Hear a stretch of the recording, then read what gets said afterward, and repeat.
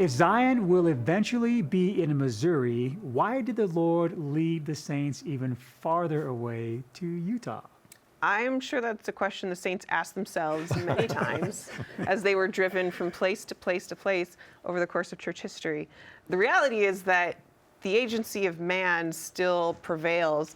Though the Lord admonished the saints many times to keep the commandments and that maybe they weren't always obeying the commandments as strongly as they should have, at the end of the day, it really was persecution that ended up resulting in the saints needing to leave Zion in Missouri and go to Nauvoo, and then leave Nauvoo to go all the way to Utah.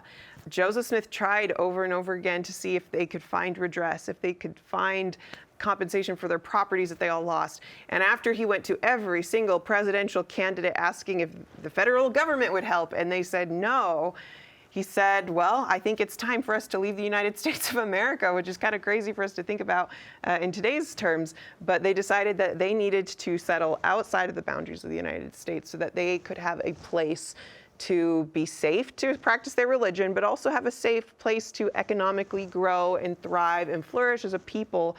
Because in that pressure cooker of the saints being out there in Utah, that was kind of the circumstances the Lord needed to prove his people, to create a promised people so that they could then be prepared to grow into the global church that it is today. And we see this pattern with the Lord throughout the scriptures, constantly asking people to move and to journey from one place to the other. Why does the Lord constantly do that?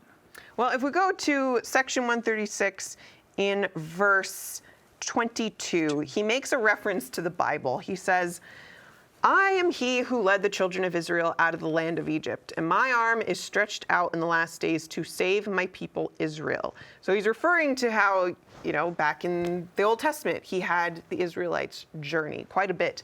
And if it was just about reaching the promised land, the Lord could have done that in a number of ways, and he could have done it really quickly. But instead, he had them wander for 40 years, partly because of their own transgressions, but also partly because it wasn't about getting to the promised land. It was about creating a promised people. He was trying to forge them into the kind of people he needed them to be.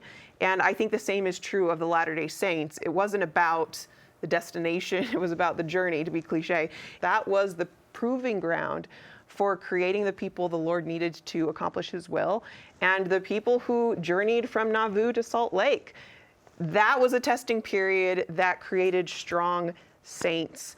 I don't mean to generalize too much, but as I've been studying the figures in church history throughout the Doctrine and Covenants, a pattern I've noticed is that, you've got people who are converted and are changed by the gospel, and often they fall away. But the ones who somehow made it all the way to Utah, those are the ones that seem to stick around for the end of their lives. They are faithful. It's when they went through that journey, it had a profound effect on them, and it changed them forever to be committed to the Lord.